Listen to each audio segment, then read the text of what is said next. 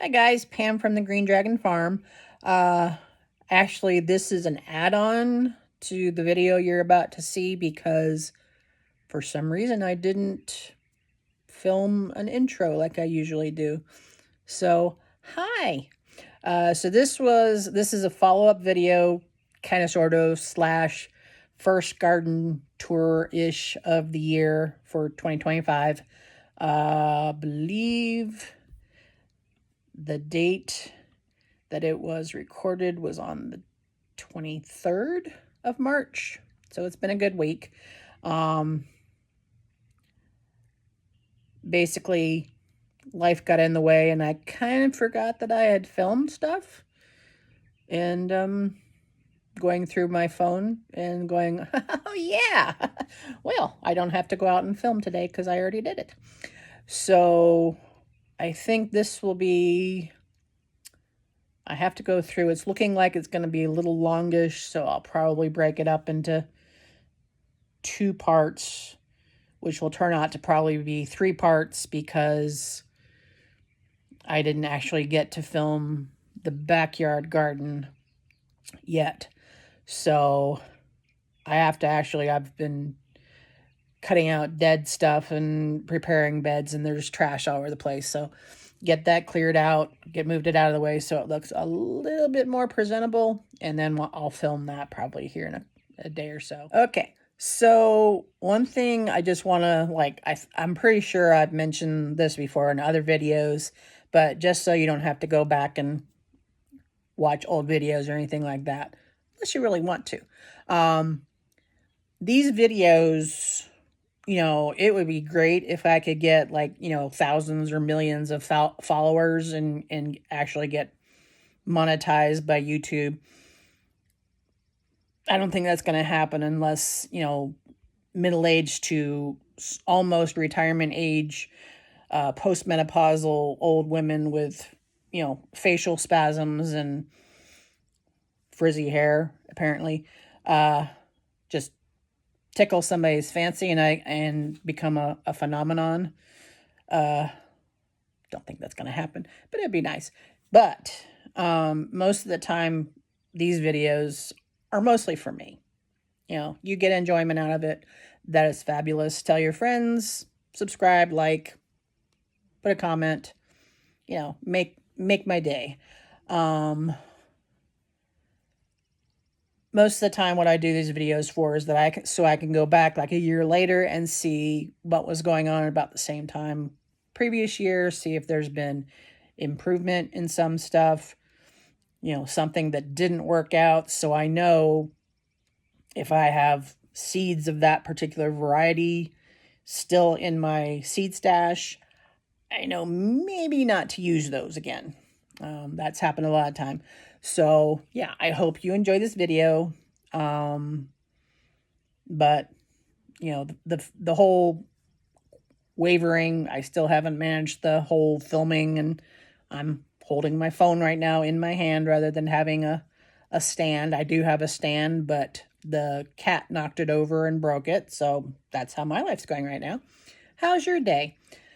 So I get this video uploaded today, and edited, hopefully edited, and get part 2 up in a few days, and then hopefully get the backyard cleared up and film that so we can have a continuous thread going here. So thanks for watching my video. Stay tuned. Bye. Okay, this mess of a raised bed, which I was taking down to dismantle, and then weather interrupted and I didn't get back to it. But I'm gonna have to come back out here. I think what I'm gonna do is I have to come through here and neaten up these edges so that I can put the wood back together. I was gonna go ahead and replace all of it, but other things became a little bit more important. So I'm just gonna do my taking the metal strapping at the corners and just kind of fashion them together. Maybe a little late for adding more soil, but one thing I need to do, this butterfly bush, this is a dwarf butterfly bush that over the years has just not been doing very well. It doesn't even look like it's really getting any green to it. There's just a bunch of wild onions and stuff growing up through it. So I think what I'm going to go ahead and do is do my original plan of taking that out. And then after, like where these daffodils are, and then there's irises over there, once those guys are done blooming, I'm going to see about digging them up. And then, because especially the irises can't be buried too deep, so you can see over there that opposite wall, there's been a significant drop in soil level in this bed. It's one of the first ones that I put in here, so it's a good 8-9 years old and hasn't really been amended since then.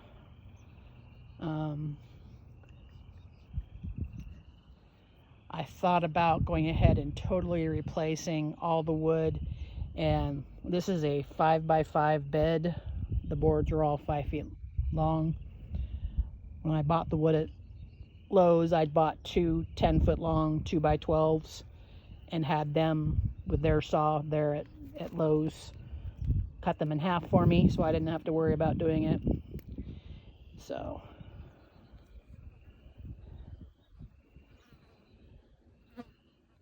yeah, so I'm going to, once the daffodils and the irises are done blooming for the spring, I'm going to dig them up, amend the soil, at least over, yeah, I'd probably have to do this. This is golden marguerite, but I have so much golden marguerite coming up. I don't really have to worry about saving these guys. So if they don't come back after being piled up with soil, no biggie. There's one little straggly dianthus there. There used to be 3 here, but I think they're slowly dwindling with the winters and things like that. Lots and lots of green onions, spring onions. And then this little patch right there, that is a crap. Well, it's a plant. I'll put it in the notes. It's related to hollyhocks. Mystic Merlin is the name of the variety. I know that one. But again, I have others in other spots. So if that one, I kind of moved that over from another spot to see if it would survive. And it's doing okay. It's a little leggy, so yeah. So I think I'm going to just go ahead and ignore this bed for right now. And once the bulbs and the daffodils and the irises have stopped blooming, I'll dig them up, move them, amend the soil, fix the sides so it's actually a bed again, and then replant as needed. Here's the horse trough with these poor little bunching onions that I'm just going to have to pull those things up. They're so ugly and they're not going to be of any use. I thought about leaving them here and see if they would flower. And you can see this one does have a little flower thing on it, but it looks kind of weird. So I think I'll just go through with my my little digging tool and just whack them off at the soil level and let it go. But I do have a nice little crop of Johnny jump ups that are coming up. Obviously very crowded in here. And then here's the other bed. Ooh, shadow. Here's the other bed that I need to work on. As you can see down here in the corners, what happened basically is the 2x4 little sections that I used to fasten the corners together, they rotted out. And the 2x12s, yeah, they're starting to deteriorate too, but there's still some life. You can see over here, this one that's exposed, you can see how the wood's starting to get a little punky looking. And then that corner. So basically what I have to do is undo the corners and do it so the soil, I can move some of the soil over and move the board in a little bit closer so that the wood fits together. This is my little purple tiger rose that's coming back, but I need to come in here and trim back some of the dead stuff. It's the one problem with roses around here. Malva, that's what that stuff is, malva. So there's some there and there's some there. So you can see I don't need to save that one patch. But every other gardener on YouTube or wherever who has roses, you know, they either stay green all winter long because they have mild winters, or they go dormant and start growing and everything's peachy keen fine. So I'm kind of somewhere in the middle there. So a lot of times my roses want to stay green during the year. And I've tried going ahead and removing all the leaves before winter sets in for real. I've tried not doing anything about it, seeing if it makes any difference. So this time I just didn't get around to taking off the leaves. So I need to go in here and remove some of the dead stuff.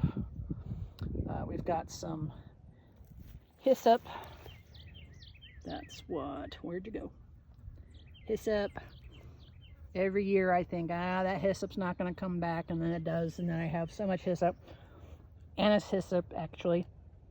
Bees absolutely love it, and the more it stays here, the better looking it gets. So I like to leave it here. And then this is, I think it's catmint. Looking kind of weird, but it survived. It's either catmint or it is the dragon head balm that I have seedlings for. So we will see.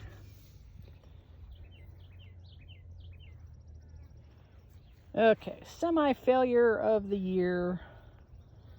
So I had planted some onion seeds back in January, and I don't know. So every time I try and grow onions from seed, I always, no matter how much I give them, fertilizer, sun, keep them watered, they never, you know, I'll see some people who are planting onions, you know, seedlings that look like this garlic here. They've always started out looking like they're on death's door. Now with these guys, I will admit, I put them out maybe a little too soon, and they got some frost on them. Maybe that's part of the problem with this year, but I may end up having to go back to Dixondale Farms and order some plants from them to plant them. I've got to learn how to do onions better. So the ones in this bed are actually still alive. These are some multi-sown shallots. Likewise, that there's plenty of moisture down in the soil. A little dry on top, but that's okay. These guys are actually looking a little bit better today than they had been, so maybe they're getting acclimated. But then we have this guy. So I had planted 3 different kinds of onions, same as the other ones, and except for one little clump over there, they're all gone. There's not even, you know, little bodies left. So I don't know if something came and ripped them out, although there's no disturbance of the soil. Weird. I will master onion planting if it kills me. Alright, so this is my little currant. I planted it here in this spot last year, actually. And it grew, you know, the rule of thumb for any kind of perennial is the first year it sleeps, the second year it creeps, and then the third year it leaps. I actually, when I got it, I purchased it, and this is 2025. I purchased it in 2023, so this is the third year that I've had it. The first year I had it in a pot. Last year I planted it here, so maybe this is its leap year. Who knows? I got some more garlic over here.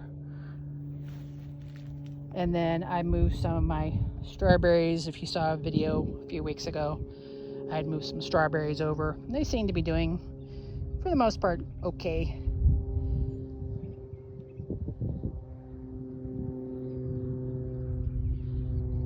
We'll know a little bit better once we get past March. And this is my container garden area. So it's a hot mess. So this guy right here is a thornless blackberry called Arapaho that I bought at a local plant nursery. And unfortunately, the way it's growing, it's leaning in over into the middle of the little spot here. And then I've got all these wild blackberries that birds have been dropping berries and self-seeding itself. So I'm gonna have to, what I'm gonna do is after these daffodils stop blooming, I'm gonna upend the pot, get everything out of there.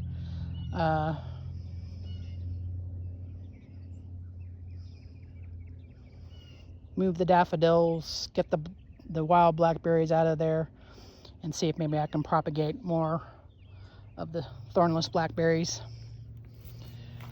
This is one of my rosemaries that's looking very bedraggled from the winter. I'm gonna give it a little extra time, because what happens is we get a hard frost. This outer stuff looks horrible and dies back, and then you can see in the center there's nice green stuff. So I'm gonna wait to cut this back until I know for sure. Just so you can see right here, the needles are coming off of this one. So that's pretty dead. Or I'll go cook with it, you never know. Okay, so we're gonna see if this actually survives. Are you a thing or are you just dead? So this was one of the thornless blackberries that I had rooted last year. I planted it over here. It's not looking happy. So we'll give it a little extra time, see if it's gonna come back. Otherwise we'll yank it up and try again. This was the ill-fated container potato experiment last year that, as you can see, I never filled up with soil. Don't know why, just weird. Here's one of my, again, gotta cut this thing back. This is one of my roses that just did not like it.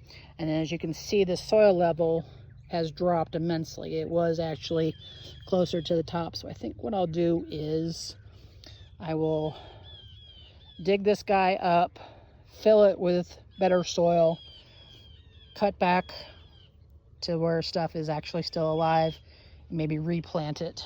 We'll see. And then this is another pot. This was actually from, these two right here had perennial hibiscus in them, and some violets got put in there, probably by me. But the same thing with the blackberries, wild blackberries, somebody, little birdie or something, attempting to get the species propagated. So I have more seeds for the hibiscus that I can plant in another place. I'm going to get this thing upended fairly soon. Get rid of the blackberry brambles and the violets. The violets I'll just throw out on the ground. If they take root, they can stay where they're at. But so these are the two pots that I most definitely have to work on this year. And anybody wondering, this is rutabaga that overwintered. It just didn't get big enough to actually give me any rutabaga for Thanksgiving or Christmas. And so I just kind of left it there to die. And this was where I think there was some bok choy in. I've left the dregs of what was left over. But these guys are still going. Who knows? Ooh, there's a little one coming on there. All right, well, not looking so hot, but we'll give it a few more weeks, and if there's nothing, I'll just yank them up and throw them on the compost. All right, so these two beds need to be repurposed. Obviously, especially this one, needs to have more soil put in. Remove all the grass that's coming up, the daffodil, the dandelion that's coming up there in the center. So I'm going to move these 3 T-posts and the tomato cages, move them out. Just get everything out of there. There's some snapdragons in the corners and a couple other places. Some holy basil that went to seed 2023, came back in 2024. I thought I got all of them, came back out, and they were quickly refurbishing it themselves. So I'm just going to get everything out of here as much as I possibly can, including the T-posts and the cages. Put in more soil. And I think what I'm going to do with this one is I'm going to put T-posts in all 4 corners and fashion a shade cloth. Either I'm going to do it so that there's a shade cloth that goes, so this is 6 feet wide and 4 feet, so we've got about 12. So I may be able to take one of my existing shade cloths that I think is 6 by 12. So I should be able to stretch, do a T-post in this corner, that corner, that corner, and that far corner, and stretch the shade cloth. Maybe put, I'll have to see where the grommets are in the shade cloth, but try and have it so that even if I have to crouch underneath, it'll give the peppers a little bit of shade, because I'm finding my peppers do really well with morning sun, but not this blistering, because that's west. Absolutely no trees, so they kind of get overwhelmed with East Tennessee sun. So I have found that if I do give some shade cloth, they do a lot better. So these 2 may become just straight pepper beds once I get them amended. Because goodness knows, I need more beds. Here's another bed that I think is going to be okay for soil level. I may need to put some soil along the edges because these are made out of decking boards. So they're just under 6 inches each. And so there's a gap between. And when we get heavy wind, rains and things like that, some of the soil does get washed out, especially along the sides. So we'll see about changing that. So this has pretty much always been a bed for tomatoes. I don't know if I'm going to keep doing tomatoes in here or not. I may make this like an herb bed. I may put some of my lavender seedlings in here, and then just do radishes and lettuce or something like that in the meantime until they start getting bigger in a few years. Every year I say I'm going to have a plan, and then I don't. Bad Pam. All right, so this is one of the beds that I have set up for shade cloth. So it may get repurposed. I may move it over. So mostly this is just a lot of trash left over. This is where I had fall broccoli and cabbage and things like that planted. There's another golden marguerite sitting there that should not be there. We've got another thing of Johnny jump ups that some nice little bird probably has transmitted over. I had started some sweet pea seedlings inside and planted them out along that edge to get the cattle panel to climb off of, but we got really, really cold one night, and I think they all pretty much, I think there's one still there that's just kind of struggling. So I think I'll just go ahead and just plant sweet pea seeds along there. But the rest of this bed needs to be cleaned up. Put a little compost on top, and then replant with, I may do like carrots. This is an herb bed that definitely needs to be cleaned out. So All of this, all in here is wild bee balm. So I think it's also called, like, is that the one that's wild mountain mint or something like that? But it's not exactly the kind of bee balm that I want. It gets very tall and goes straight up. Even when I try and trim them down early on.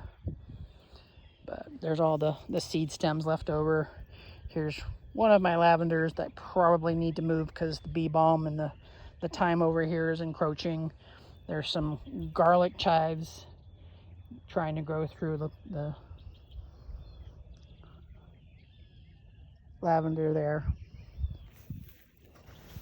There's oregano in here. You can see the oregano has the bigger leaves as opposed to the thyme with the smaller leaves. So I definitely do not lack for oregano either. This is a bed that has black-eyed Susans in it. But again, this is one of those beds that is, half the soil volume has dropped. So I need to put on some more, which basically means that probably all these little black-eyed Susan seedlings are going to be covered up. Need to cut back my sage. Too much work. Okay, so now we have basically what I call my flower bed / odds and ends bed. If I have one or two of something that I can't find another spot for, I'll put it in here just in case. Sometimes it works, sometimes it doesn't. We've got more of the wild violets. This is a little drift rose that has done very well every year. I think, this is it. It got nipped. It's not coming back, and then it comes back bigger and better than ever. It's not really a miniature rose. It's one of those kinds of roses that's good for like ground cover types things. I believe it's kind of in the same kind of series as the knockout roses, but just short. It only gets ever, about 2 feet tall. And in this case, 3 feet wide in diameter. But it comes out with flowers, little pink single flowers, almost like wildflower roses. No scent, but they're very bright, cheery, and they keep coming all summer long. So even though pink is not my favorite in the garden, I keep letting it go because it's definitely a power horse here. Every once in a while I'll come through. I went through, I think last fall, and cut back obvious dead and crossing branches and ones that just weren't looking that great. So I do have to go through and deadhead some of these. The other thing I need to do is this side, also made of decking boards, is definitely not doing well. So I think what I will do is I will remove this entire length of the boards, and then I'm going to get, I think this is a 2 by, almost like a 6 foot, it's 6 feet long and the 12 inches high kind of. I think what I'll just do is I'll go and get a board, because it seems to be the only one that's really that gnarly, and I normally wouldn't, but soil will fall out of there and you can see the weeds that are growing through it.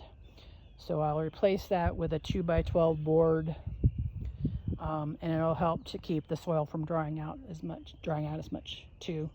Got some more black-eyed Susans over here that I need to cut back the seed heads. I generally leave those guys for the birds because there are seeds on there that they can nibble on all winter long. And then probably throw down, I'll move some of that, I'll move the straw out of the way and throw down a little bit of compost, maybe an inch or so, and some fertilizer, especially around the rows, and let it do its thing. Besides weed whacking and mowing in the garden here, here's some daffodils that I had extras of that I planted here that are coming up and doing very well. Here is, which one is this?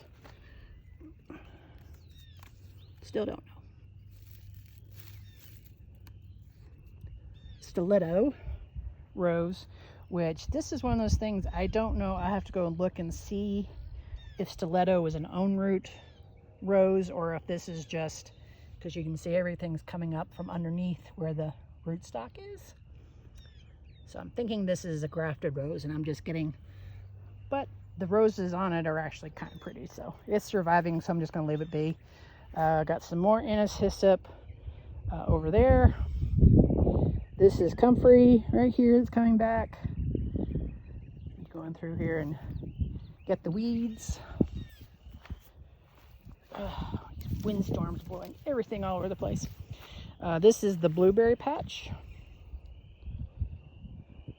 So we've got the blueberry. This is the Blu-ray that I put in here last year. And there's the kablooey blueberry that I bought from Greene's this year.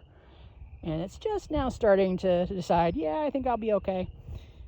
And it's starting to grow. The Old North Sea strawberries that I got at Baker Creek last year are dividing themselves. So I've done pretty much, at least 25% of the bed. I just got this little patch here. And what my goal is, I'm going to get a third blueberry plant and put it in this corner. So I'll have 3 blueberries growing in the same bed. And just trim and prune back accordingly. So I'll have to move these strawberry plants over here to other places. Plant that here, plant another blueberry here. Hopefully this year, if not, definitely by next year. And then that way I'll have 3 blueberries.